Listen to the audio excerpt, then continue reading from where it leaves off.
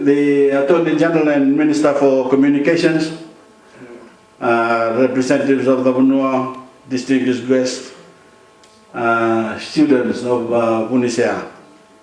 Mula Binaka, and a very good morning. Very good morning to you all. I'm delighted to be here in Bunisea among the people of Kandavu on this very important occasion. The opening of the government telecenter at the Bunisea Secondary School.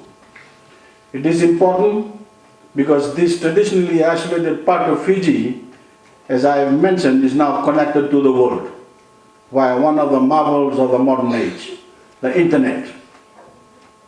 You are no longer isolated. With the click of a mouse, you can access information from the four corners of the earth.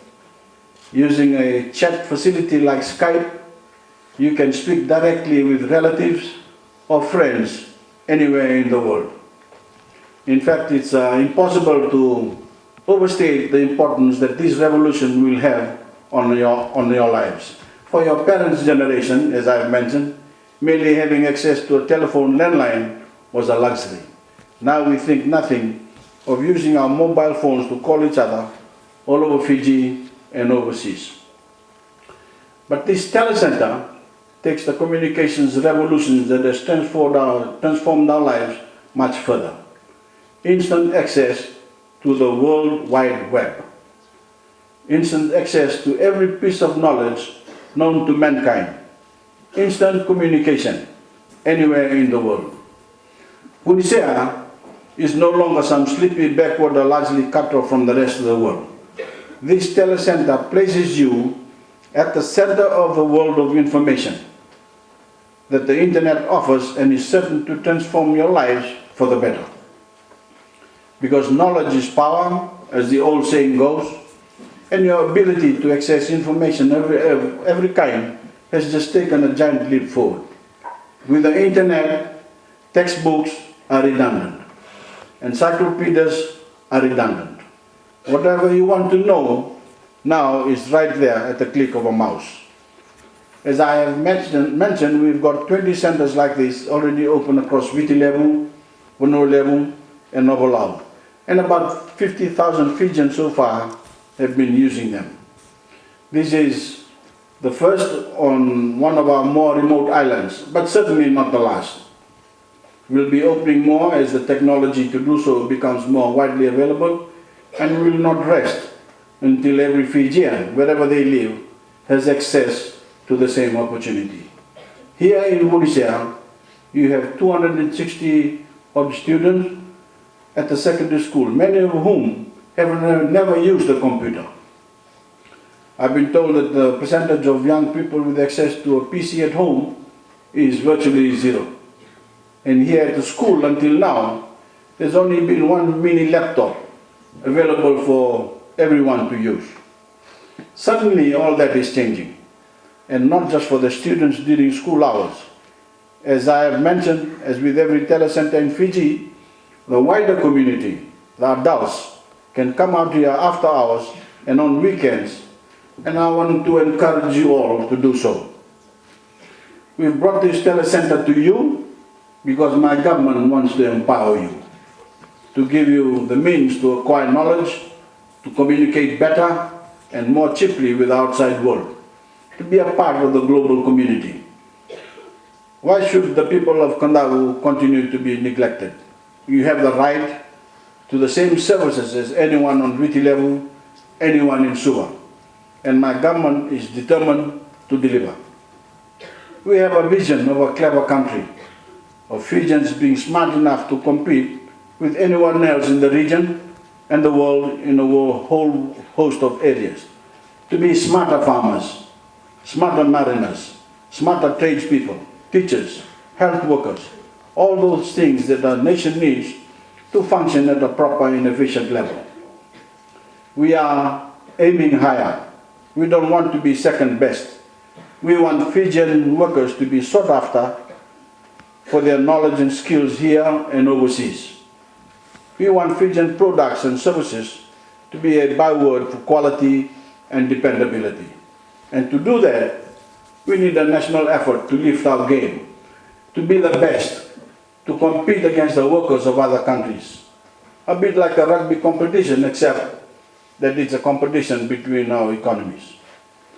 All this is behind my government's determination to deliver the best possible start in life for every Fijian young person like you. It's why we have introduced free education in our primary and secondary schools and a tertiary loan scheme to enable students to go on to higher studies. We don't want any young person to be left behind because their parents can't afford to give them a proper education. We are giving every young person not a handout, but a leg up. This is your chance to acquire the knowledge and skills you need to take yourselves and our beloved country forward. Our hopes for Fiji's future rest with you. As your Prime Minister, I urge you to seize the opportunities we are giving you. Work hard, do your best, dream big dreams, and do the utmost to fulfill them. As you know, as I have mentioned also, we are all going to the polls before the end of September for the first truly democratic general election in Fiji's history.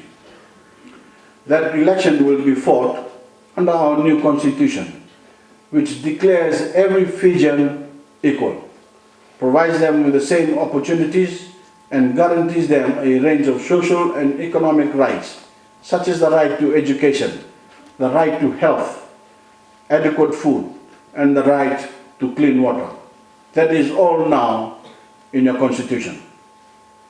And while we do that, the constitution also gives unprecedented protection for the ownership of Itauke land. This is very important for those of us, the Itaukes, especially living in the rural areas. Under this constitution that my government has brought you, never again will any Itauke land be allowed to be converted to freehold land. Never again will any Itauke land be alienated. For your information, the two previous governments, the SBT and the SDL governments, allowed Itauke land to be converted to freehold land. That land is now forever gone from the indigenous owners, despite all the so-called protections that were in place. We have made sure that this will never happen again. Everyone knows that I will be standing in this election at the head of a new political movement that I will announce at the beginning of next month. And I want to say a few things here about how important the election is for younger Fijians, for you, especially those who are going to vote for the first time. Every Fijian over the age of 18 is entitled to vote. And if you have already done so, I urge you to register, to have your voice heard and have your vote count. I also happen to believe the votes of young Fijians will largely determine the election outcome. You need to be at least 28 to be able to remember voting at all in the last election in 2006, when it was restricted to those aged 21 and above. You need to be in your late teens or early 20s to have any memory of the traumatic events of 2000, when our parliament was seized by rebels. And only those in their mid to late 30s will have any recollection of the equally traumatic coups of 1987. The point is that some of the greatest upheavals in recent Fijian history are part of the lived experience of a great many young Fijians. So they are not interested in these old battles being fought again by some of the same politicians now putting themselves forward for political office in the 2014 election. These old politicians are part of Fiji's past. They have no fresh ideas to take the country forward. They are locked in the same mindset that created our national traumas in the first place. They are bogged down in the same old politics of sowing suspicion and discord. They want to re-empower the same elites who brought Fiji to its knees in the first place. They are yesterday's men and women. They have nothing to offer Fiji's young people. They have nothing in the way of a bold vision to take our nation forward. They put themselves and their interests first, not Fiji first. And their old ideas, their constant harping and jockeying for power, deserve to be rejected. I appeal to you, to Fiji's young people, to turn their backs on the politics of the past and embrace my vision of a new and better Fiji. And this is what we're doing this morning. I want a level playing field where hard work and the quality of your character determine your success in life, not who you know, which family you come from, or which part of Fiji you come from. I want to make sure that your families, whatever their income level, have access to proper health care, electricity, and clean water. I want to give your parents the best possible chance to earn a proper living to look after you. I want to give you the best chance to get a good education, to go on to high school, a technical college, or university. I want to give you the best chance to get a good job, an interesting job, one that makes you look forward to going to work. And I want to make you a citizen of the world. And again, that's what we're doing here this morning. A Fijian who is intensely proud of our nation, but who doesn't see the current horizon as a boundary.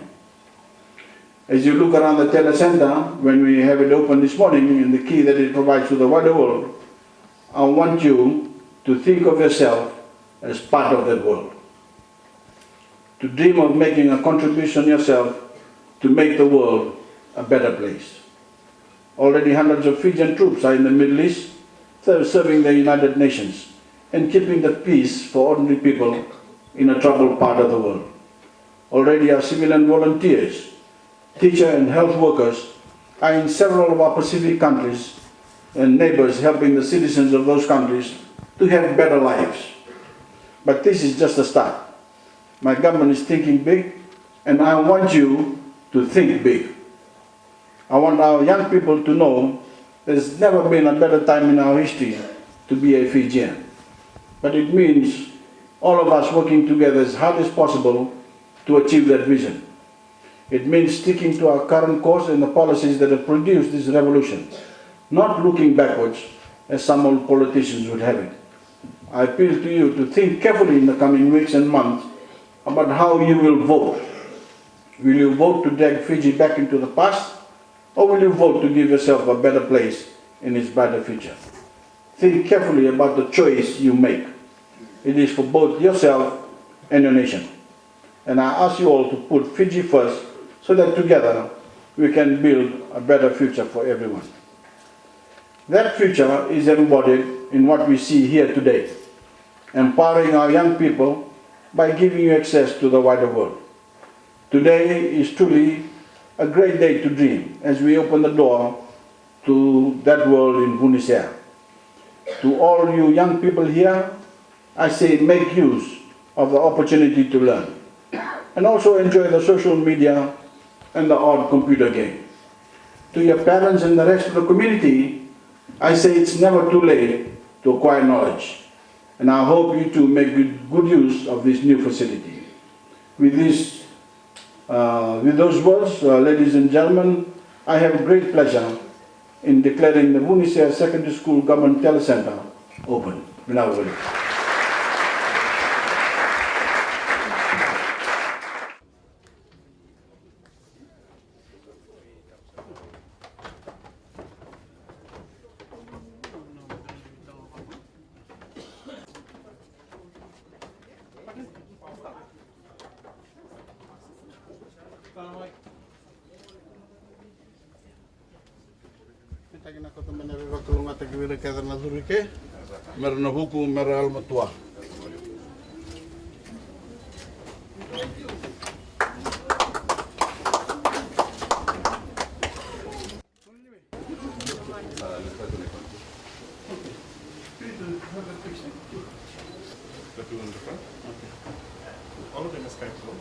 All of them is Maluna.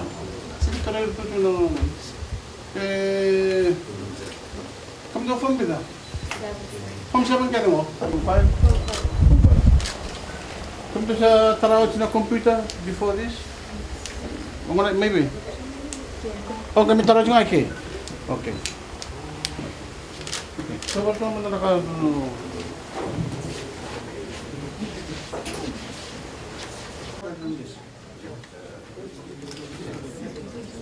Nagdaman na yun na pakilangan ko.